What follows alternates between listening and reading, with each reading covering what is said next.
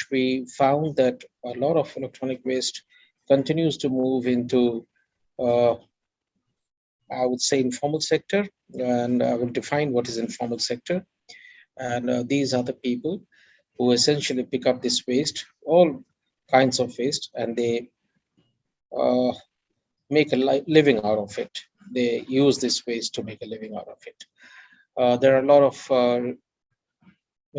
valuable items in this electronic waste that we see today, and that is what they try and recover from this. The people who are in this, they are poor people, and they are living on the fringes, and that is why they find this waste to be very, very useful to them. Why do I call them informal, and why do we say that it is illegal? Is very interesting, because uh, it electronic waste, if we all understand, it is by nature it is hazardous, and that is why it is defined as hazardous waste in the rules of environmental management and Ministry of Environment Forest.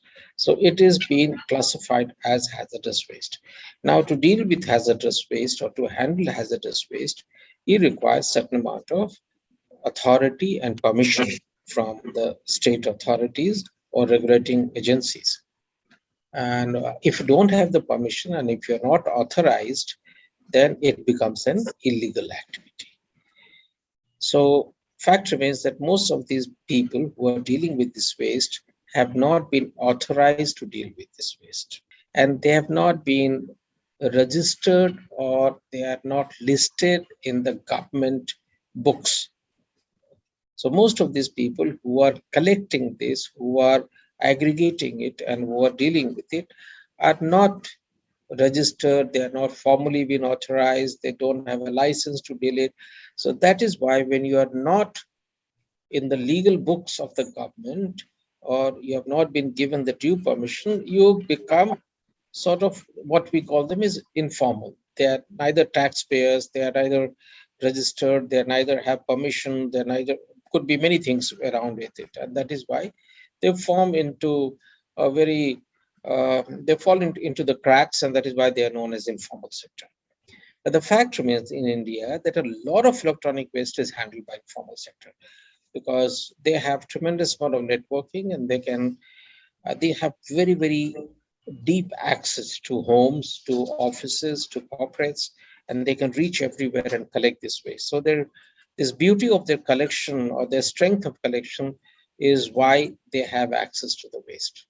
These people who are in the informal sector, they have tremendous strength of collection and of storage, and then giving it to the proper recycler. After that, they can give it to right guys or right people who can recycle it. So for collection and transportation, is not so hazardous in nature, because all of us use computer and mobile phones. It is only that when it becomes unserviceable or it's not functional, then it becomes e-waste. But certainly, if I carry 10 laptops from one place to another place, I'm not going to be creating that hazard. So what I believe that these informal sector people can certainly be authorized for collection from homes, for carrying it, and for storing it. But yes, beyond that, what all steps can be given authorization is something that the government needs to assess and do it. So there is a need for giving them permission for some of the activities and making them, semi-formal, formal, whatever we want to call it. But there is a requirement for bringing them into the whole process, integrating them into the process.